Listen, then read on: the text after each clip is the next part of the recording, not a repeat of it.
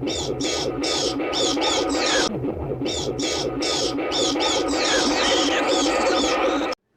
everybody, it's Graz, And AJ. and we are here to do the summer bucket list tag. We were tagged by Jen at Wicked Pluto.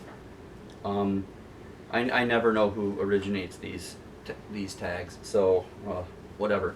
But we're just gonna get into it. But yeah, special treat. AJ on camera, the daughter behind the camera. Hello. So it's a family affair. Okay, right into the tag then. Number one, there are 10 prompts, and then that mythical 11th, which is the tags. So number one, Hit the Beach, a book that is set by water. I picked The Adventures of Huckleberry Finn by Mark Twain because like a great portion of the book is them going down the river on a raft. So anyway, so that's mine. Okay. I picked Duma Key by Stephen King. Well, just a brief little bit of info. Duma Key is an island, so. Yeah, it's one of the Florida Keys. Yes. So, is that it? Yeah, that's Okay. it. Number two, Watch Fireworks, a book that had a fiery romance.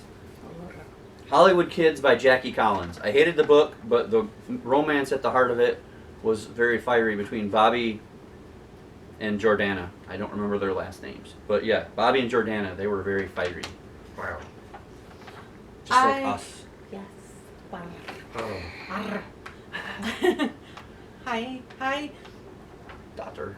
my daughter. Evelyn. The daughter is embarrassed by our romance. Alright, anyway, so I picked Flowers in the Attic. Really, I could have picked any V.C. Andrew book, seriously. It's like she writes fiery romance novels that have incest and whatever in them. So, but, like I said, it was just the first one that popped into my head, so. Okay. Number three, Go for a Road Trip, a book that involves a journey. Honestly, the only thing that came into mind with this was Lord of the Rings. I mean, the whole thing is a journey, and it's one of the most famous journeys. So that was the only choice for me. And on that thought, I had Harry Potter, but I specifically picked And the Chamber of Secrets because I think the journey down into the chamber was one of my favorite journeys out of that series, especially the chessboard area. That's not the Chamber of Secrets. It's not. I thought they played chess to get to the doctor. Well, that was the dog and the everything that was in the Sorcerer's Stone. That's the end of that. Chamber of Secrets is when they went through under the toilet and fought the snake. Okay, then Sorcerer's Stone. Not accent. Chamber of Secrets nonsense. I like the chessboard, the chess playing part of the Harry Potter series. So That was neat, where they had to play their way across the room. That Yeah. was so cool, and it's actually written better than it's acted. right? It's actually Oh, pretty cool. for sure. Um, I felt it was kind of dull in the movie, honestly. okay, number 4, Camp Out Under the Stars, a book that left you starstruck. Now when Jen did hers, she kind of like gave a qualifier that it was like a book that blows your mind, because this was kind of hard. So I actually picked a book that did blow my mind in its overall insanity, because Disturbing the Peace by Richard Yates, normal guy, boring job, just goes insane slowly over the whole book, and it's written really well, the descent. So it blew my mind at just how almost relatable it was. So it's kind of scary. Maybe we all need a little brain calming. So I really, really, really had to think about this because you know that I haven't read a whole lot. I mean, I have, but like things I actually remember. So I was thinking way back yonder when I was in high school, way back yonder. And both Brave New World and 1984 popped into my head. And I did look up and just read a little synapse on both because there was one specifically that I was thinking of, and it was Brave New World. Only because of the Saw that coming. yeah, of my mental status feelings at that time. That actually did really blow my mind. I thought it was a fantastic idea, and Did you like the part where the 5-year-olds were having sex with each other? Was that your favorite part? no, not that, but basically the fact that there's like you belong to everybody, because I was so controlled Right. growing up that I just felt like, what a fantastic idea. Like, everyone just owns you. You belong to everybody. I mean, the whole, like, no monogamy thing and the kid thing, no. But parts of it blew my mind, so I should make that clear. Yeah. I remember she was reading that in high school when I met her, and I read it in an afternoon because I really got into it, and I thought, because there's a scene in there, minor spoilers, there's a scene in there where this like 5 or 6-year-old doesn't want to have sex and procreate, and he's crying, and they take him off to be punished because he needs to conform. And I thought, what in the world am I reading here? This is not my Brave New World. Right, welcome to small town northern Michigan. Yeah, because I hadn't been up there very long. Anyway. Yeah, right? Yeah. Okay, good. All right. Number 5, marathon some movies. A book you cannot put down. And the daughter is witness to this. And we talked about it. It's one of the books I read in my first month on here. Psycho by, I think it's Richard Block. I read that in a couple of hours in one small afternoon. And when I put it down, I remember she was sitting across the room. Because I don't have a real job. My job really is housework and homeschooling her. So when she was done, she was sitting there and I was finishing the book and I put it down and she said, "Are you done with that already?" It was just kind of funny, so that I couldn't put it down. It was amazing. So Psycho by, I think it's Richard Block. It's Block. His last name is Block. It might be Richard. Anyway. All right, for this one, I put Dolores Claiborne, and it was a hard book to read, but I also read this book in high school, and I remember when I started reading it, I just had to know what happened. It was I had to know what Dolores did to her lovely husband, because obviously, no spoiler, you know that's what it's about. So, yes, and then how it ended, of course, like what all happened in the end with Dolores, I had to know too. So, I probably read that book in a couple days, which is good for me. So. Great format too. Yeah. Oh yes. It's like there's no breaks. There's no page break. There's no chapter break. It's just from page 1 to page like 350 or whatever it is, one long narration, and it's really well done. You wouldn't think that would work, but it does. Yeah, just wanted to. Oh no, for sure. Number 6, To Go Out for Ice Cream, a book with a sweet romance. Now mine might be a little controversial, based on the actual mythology of it, but the way that the author has written it and the artist has drawn it makes it feel just so sweet. Like, it's from Lore Olympus. It's Hades and Persephone. I know, right? The king of the underworld and the goddess of spring. In the mythology, it's not maybe so sweet, but in the book, the graphic novel Lore Olympus, it actually is really sweet. I mean, just the way that they're kind of dancing around, and you can tell that they're really infatuated with each other. It makes you smile while you're reading it. I picked it's To Selena with Love. It was actually written by her husband, Chris Perez. I was actually against them releasing this book because I felt like it was maybe them just trying to monopolize off of that story. Selena, the Latina superstar who got shot in '95, I believe. But just they had like the pure romantic, like teenagers in love get married story, and just the way he writes about her, you could tell how much he did care about her, and what it could have been if she wouldn't have got murdered. So, though I didn't like them releasing that book because the story was already told. It didn't need to be told again or sold again. So, but his writing, when he writes about Selena, is very, very sweet. And let me explain to those of you who are watching why I'm making faces. I don't have a lot of respect for Chris Perez. Because if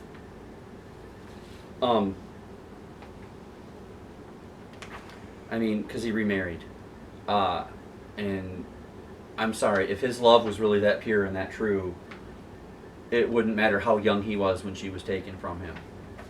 There's a quote in a Rocky movie, "Ayo, just because my wife's dead don't mean I'm not still married." So I just feel that if it was really a pure love, that you wouldn't find it with somebody else. And then, what about that second wife? No matter what, she knows that she's always going to play a second fiddle to the woman that he doesn't have anymore. Right. So I'm not. I get but I'm not diminishing what you read. Right. Because their romance was sweet. It's just what happened after she was gone. Yes. And the fact that they're still making money on it is just kind of pathetic. Right.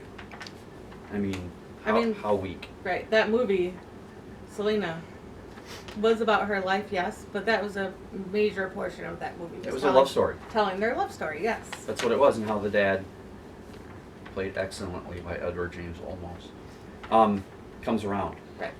That was so well done. It doesn't need to be retold. I agree with you, but that's a good pick on that. Okay, number 7, Picnic in the Park. A book that was a breath of fresh air. Well, if you watch my channel, our channel, at all, and you listen to what I say, then you knew somewhere on this tag that this book was coming. You knew it was coming. Ever since I read it, I think it was in either December or January or February, I'm not sure which. Ever since I read it, it's something that I think about. Not every day. There's only one thing in my life that I think about every single day that I don't see. But, from the past. But for a book, Bert Breen's Barn. You Knew It Was Coming by Walter R. Edmonds. So I'm not going to belabor why. I'm not going to talk about. I just tried to push my glasses up on my nose. Did anybody?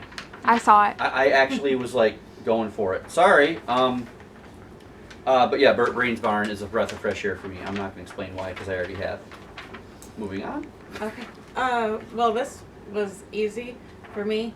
Any Chicken Soup for the Soul book. Seriously. Write that. But if you need something that, over the last 2 years, I've been reading For the Nurse's Soul. Because sometimes you just need to read those stories to remember why you do things. Especially over the last couple of years. So. This is a rock star registered nurse right here. Yeah. So you shouldn't. The stories that she brings home, I'm surprised that she's as still as sweet and caring and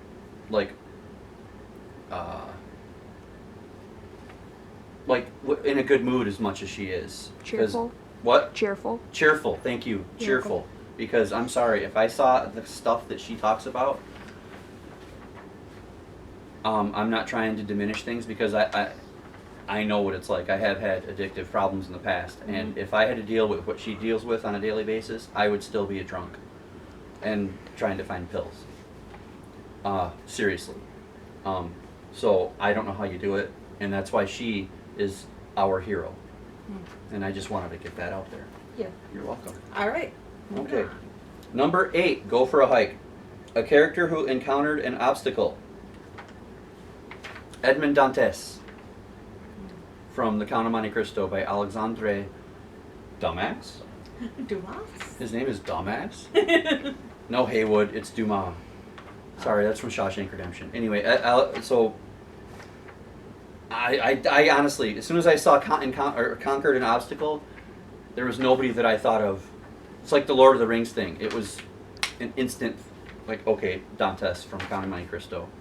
The guy loses everything, and is imprisoned completely wrongly, and just fights his way back to the top, and then that's this much of the book, and then this much is his revenge story, and it's amazing. So if there's anybody that ever encountered an obstacle, it would be him.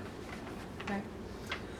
Well, for this one, honestly, you could pick up any autobiography by any celebrity person. Right. Who doesn't? But I am actually currently reading Matthew Perry's book.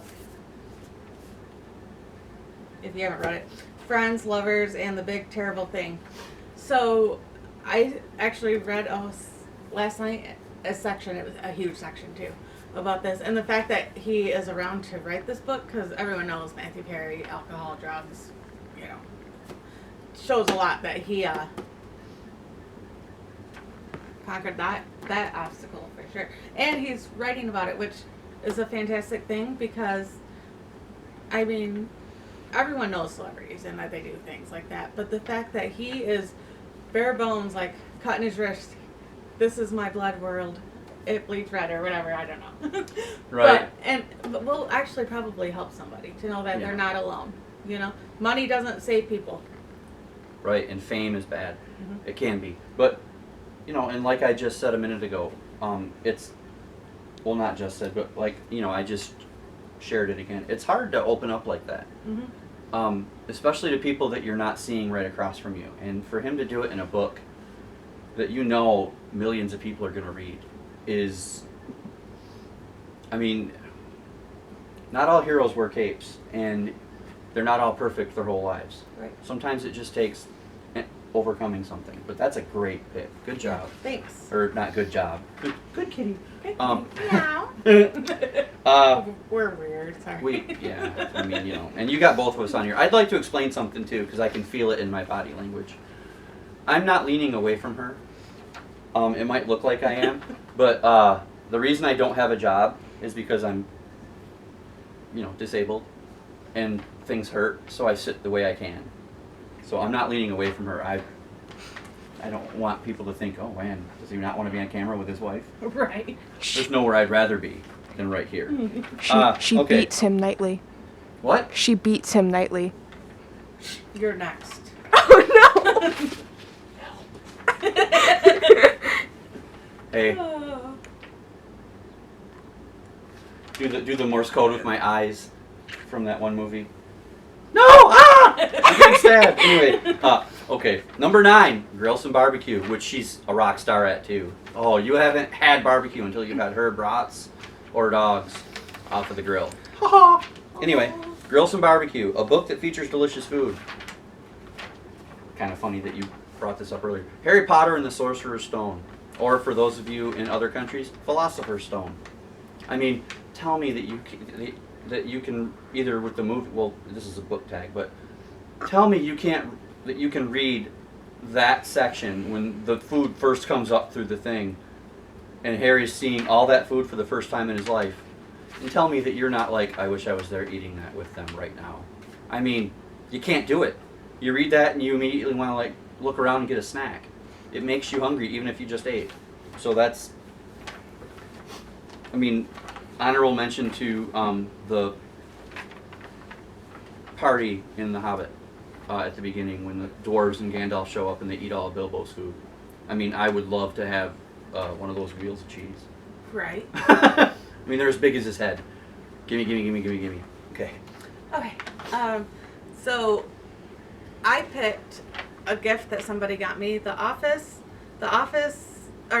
official party planning guide to party. I totally messed that up. I'm gonna start that over. The Office, the official party planning guide to planning parties.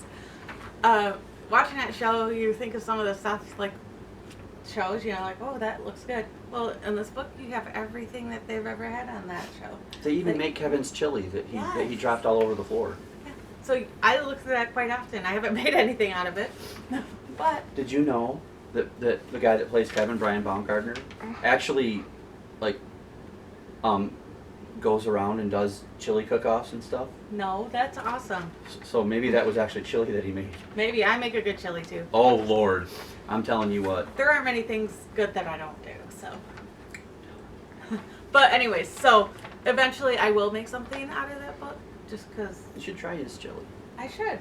See which one's better, mine or his. Oh, it's gonna be yours, but I mean, you could still try it. I can admit it if Even my mine's- dad says that her chili's the best, and he competes on everything and always acts like his is the best of all time. So he knows that her chili, he doesn't even try. I mean, he can make it, but he makes his own, but he knows it's at best a number 2 in the family. All right, Okay. this is the last regular prompt. Prompt number 10, watch the sunrise. A book that inspires you. This took me a while, because I didn't want to just go with recency bias on what I've read this year. And I thought really hard, and I remember when AJ was pregnant with the daughter, and I still had a MySpace. I just dated the daughter there. I'm gonna get beat after this. But I posted a thing because I had just read a book by Dean Koontz called The Good Guy, and I posted a thing about the main character and how the things he does just because they're the right thing to do. And I remember a post that I wrote about that I wish I could be that selfless and that good of a person just because. And I would like to think that I've done okay for the most part in the family life and helping people when I can. But that's the I mean, because, you know, it's nice to be selfless. And shameless plug, the doctor's going to edit this in. We have a GoFundMe page. It's got me on it, but it's everybody, for the Epilepsy Foundation of America. I'm trying to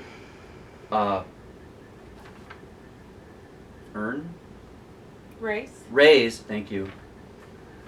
She makes me better. I'm trying to raise $500 for the month of June, and so far I've raised $25. So the GoFundMe will be over us right around now, and if you can't donate, then please share it on your social medias, or you know, in any way you can. Thank you for that. Okay, sorry. Yeah, go ahead. It doesn't even have to be a lot. Couple bucks. It doesn't matter. Every little bit helps. And Yeah. I'm actually going to make a pledge right now that everything that you get from today on to the end of the month, I will match.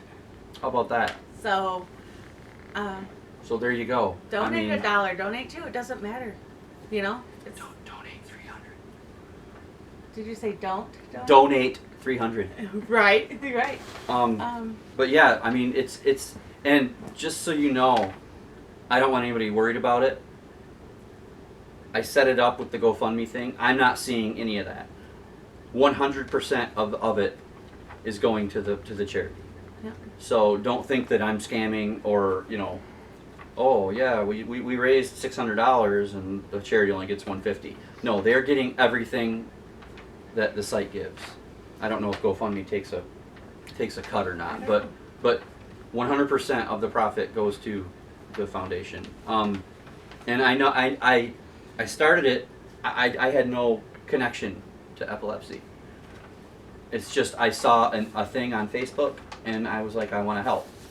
And I know it might not be a popular disease or whatever, but it's still pretty debilitating and it can ruin lives. But now I've got 2 people that well, one's a really good friend that I made on here, and another one is possibly a becoming friend, at least somebody that, you know, communicate back and forth. I'm not going to say their stories because it's not my story to tell. But they have family members that deal with this problem. So, but yeah, any little, like AJ said, every little bit helps. Yep. Even a share. Even a share. I mean, just get the word out there. It doesn't matter. But thank you. I'm going to stop that now. It just worked. So now you're number 10. All right. Well, since I didn't pick a book and I couldn't pick grass here, there's something that inspires me. Cheese. I picked The Love Dare, and we've done a video on that book, so really don't need to explain. It's just the thing that inspires us and definitely me to remember how, like, what's important in life and all that. So. Yeah, and I recommend that if you're in any kind of a relationship, any kind, that you should read The Love Dare with your partner. And if they won't, or whoever, not partner, but whoever, a relationship doesn't always mean romantic. It Right. can just be friendships. It can even be, like, you know, a relationship with your parent or A friend. sibling, a friend. It doesn't matter. It honestly, it can make everything better. Are we running out of time? You have 5 minutes. Okay, we're good. we're pretty much done. But yeah, I recommend reading The Love Dare, and as a companion to that, watch the movie Fireproof. Yes. That's more for marriages, but they do The Love Dare in that, and it's awesome. So that's the 10 main prompts. It's our shameless plug for our charity that we're trying to help. And you know, I'm sure we made all of you sick to your stomach with our how much we like each other. So now the mythical 11th prompt is tag people. Now I have 4 people I'm going to tag, and then if they can think of someone, because I'm the main one who watches BookTube. The doctor watches it with me, but if the doctor or AJ want to tag anybody, they can. I'm going to tag Boozy Bookish. I think it's Boozy Bookish Thoughts. Her name is Justine, or Jay if you prefer. I'm gonna tag her. I'm gonna tag Grace Silva, who, by the way, gets a shout out for donating to the charity. Thank you, Grace, for your donation. The foundation will be very grateful, and I am very grateful. Thank you. I'm gonna tag Dane at Dane Reads. I love that. Every time it comes across, I chuckle a little bit. So you did a good job on your intro. And then finally, I'm gonna tag Jay Creighton Smith. And if you don't know who that is, you should look up his channel and look at his short little reviews. They're concise, they're spoiler free, and I can't tell you how many books I've added to my future list based on his reviews. His and Dane, actually, they're both top notch. But that's my 4 tags. I'm not gonna tag my 2 normals because I think they're bogged down with all my tags. So AJ, daughter, anybody? Nope. No. Okay. Well, that's the summer bucket list tag. Thank you, Wicked Pluto, for tagging us. Thank you. If you like any of these books or want to read them or don't like them, let me know in the comments. And if you're one of these 4 people, you don't feel obligated. It's just you're who I thought of. So thanks for watching, and until next time. Read more. Read more.